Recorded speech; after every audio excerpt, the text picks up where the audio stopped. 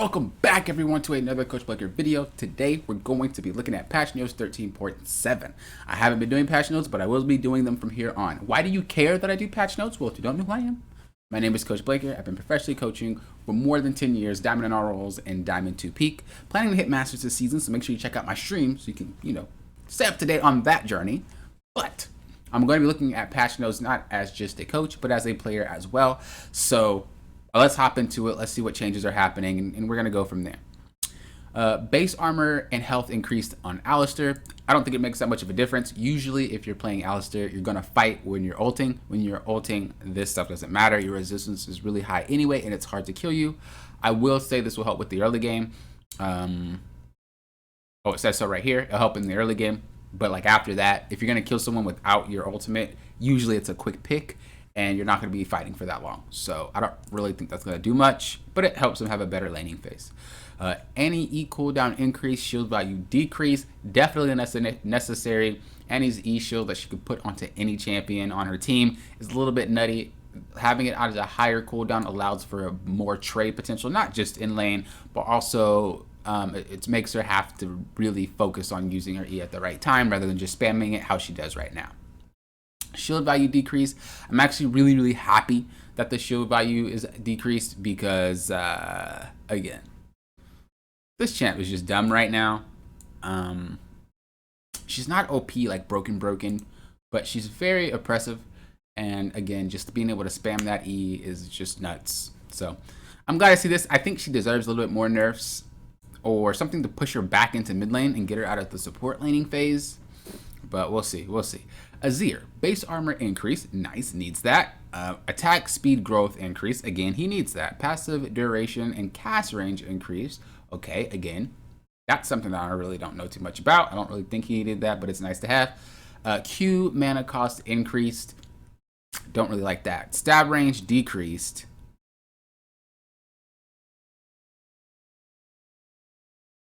Huh? Stab range decreased.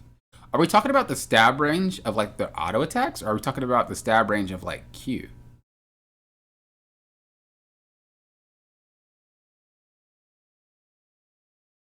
I honestly can't tell. I don't think they intertwine like that. I think the Q stab range is literally you casting Q, but why would they call it stab range?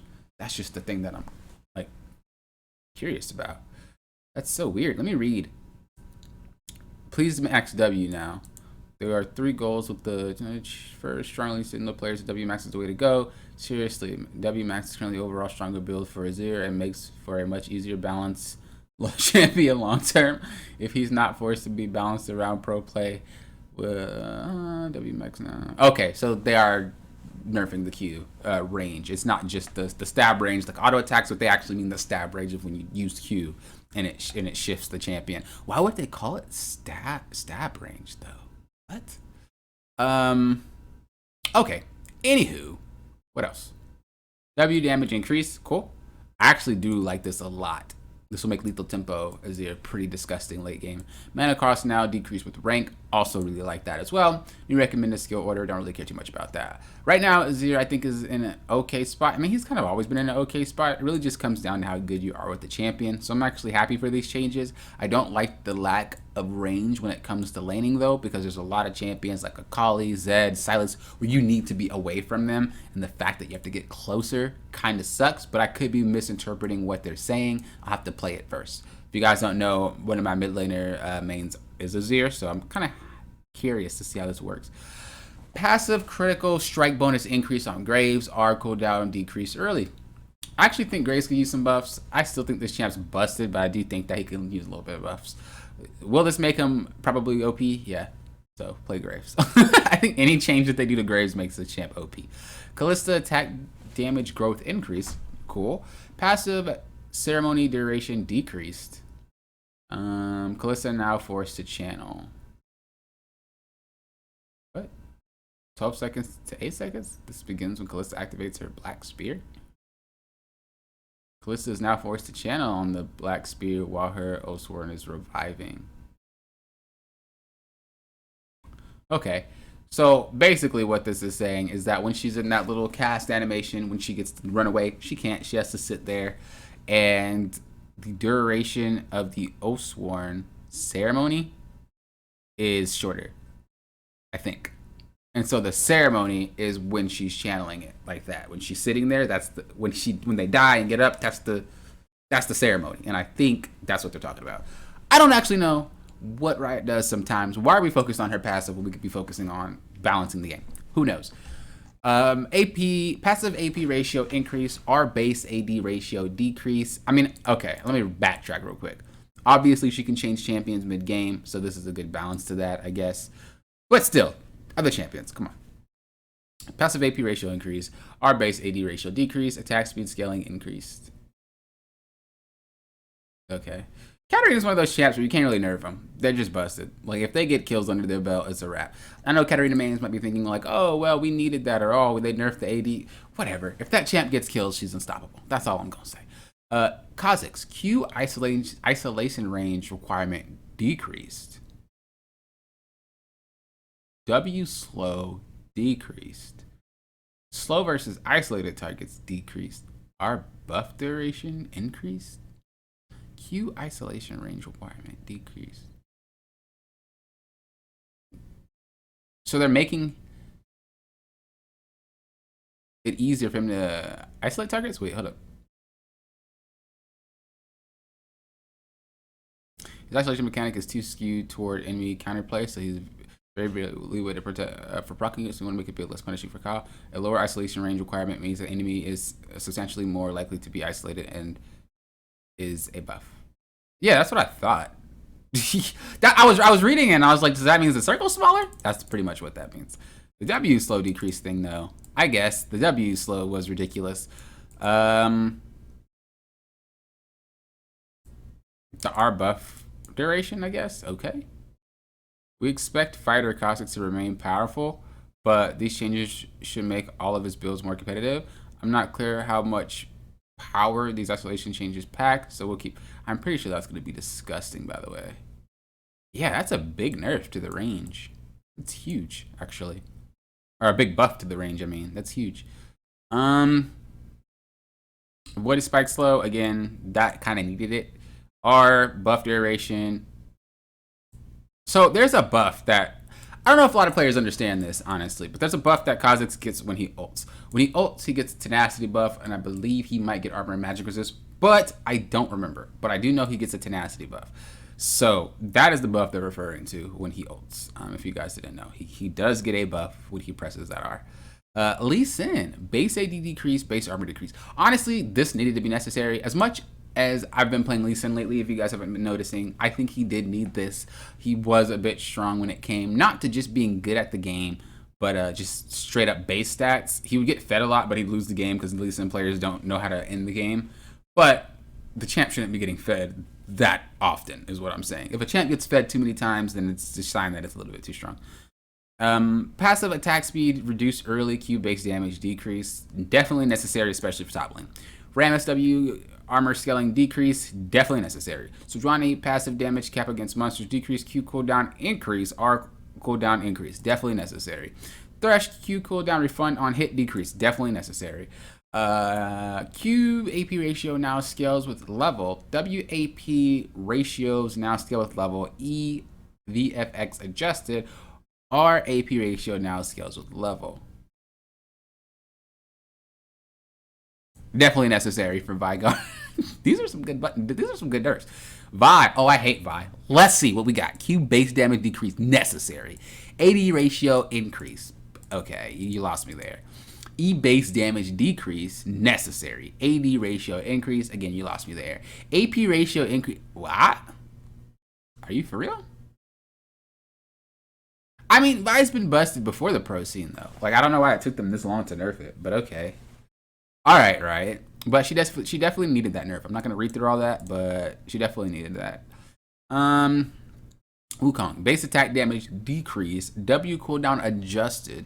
E bonus attack speed decrease. Necessary. They needed that. Yasuo passive shield stronger at later levels. Don't care. Damage increase per stack. Wow. It used to actually be something like this when it was first released. It used to be about 15% to 25. Then they made it just flat, and then they reverted it back, I guess. Maximum stack amount 2 to 4. So he needs to dash 4 times to get the actual stack amount. Ooh. Ooh, God. Okay. Zary, health growth decreased. Passive shield absorption decreased. RAD scaling decreased. I don't think they know what to do with Zary at this point. Death Dance. AD decreased. Ability haste. Okay, it gets ability haste again. Armor decreased. But I actually like that ability haste added to it. That makes a lot more champions available to use it. And champions that do use it are actually going to like it even more. I do think the attack damage needed to be decreased. And I do think the armor needed to be decreased. So I'm chill with that. Calista of Aeons. Health increase. Costs doesn't really matter. Total cost doesn't really matter. Actually, it does matter. Holy moly, that's a lot. You know, sometimes they do this and it's not that much, but that's a lot. From 350 to 550, good lord. Abysmal Mass. Health is 550 now, though. Rod of Ages. Combined cost is lower. And then the combined cost of Abysmal Mass is lower. So wait, what are exactly? Okay. So they're basically making it cost more early so you can get it. So yeah, okay. So it's a power spike like Lost Chapter and whatnot. Okay, makes sense, I guess. Grievous Wounds, items. Shields can't save you now. Items that apply Grievous Wounds on damage dealt to target will now apply even if the damage dealt was completely nullified. Are you serious? You're telling me Grievous Wounds never worked with shields? I mean, that explains a lot. I honestly thought that wasn't a thing. Off-screen pings. Let's go, Riot. Global pings. Enemy displayed regardless on ping location. Let's go. Proximity pings. Displayed it pinged within 3,000 units of your champion. Approximately the same range as Caitlyn or Lux Ultimate. Yo, they needed this. I hope it doesn't look too ugly and cluttered, but I definitely want them to like improve on this. I think they need that. So if you guys aren't aware, off-screen pings are basically what they have in Wild Rift, if I recall correctly. Basically, when you ping someone, it's gonna have their head or like the ping marker on the side of the screen. So if you pan your camera to it, it's like a little waypoint marker or something. And so when you pan it, it'll follow to that mark. It's hard to explain, I guess. Yeah, I'm pretty sure you guys have seen it before, though. But it's a really good thing that needs to be added.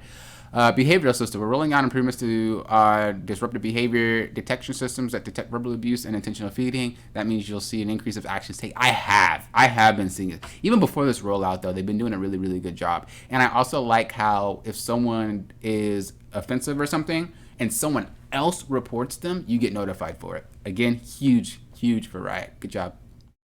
Challenges. You can now see your friends' challenge data on their profile cards. No one cares. Competitive. In ranked solo queue and flex queues. Wait, what? In ranked and solo flex queue. What? In ranked solo. In ranked flex queue. Normal surrender 4 out of 5 or 70% of the team members must agree to pass the vote. It's still available at 15 minutes. Unanimous early surrender requirement has been removed. This change will go live. Oh, so you guys can just all surrender at 15 minutes. Bro, on the real, necessary. On the real, necessary. I can't tell you how many games people are locked in for not just the extra 5 minutes post 15, but for like 25 or 30 minutes. And it's just like, dude, this game is over. So if you can just like surrender at the start, and you guys could be like, well, there's games where we were supposed to forfeit, and because the person didn't forfeit, we were able to come back and win. It's like 1 out of 100. Don't give me that nonsense. Y'all know if a game is over, it's over, unless someone's just griefing. Autofield's removed? I don't know why they didn't do that in the first place, but let's go. We'll be able to run an experiment in normal draft and EU testing functionality matchmaking queue. For these regions during the testing window, the changes will be as follows. Oh, NA's not in there. Oh, it's in also normal draft. Dang. But that'll be nice. All players in party must choose unique primary assignments. Okay, that's cool too. If a player chooses a priority role as their primary assignment, they do not need to pick a secondary assignment. If the player chooses a non-priority role as their primary assignment, They can choose. They can only choose priority role or fill as a secondary. Okay. I'm hyped to see what they do with that. And the rest of that stuff is history. That's a long patch notes, wasn't it?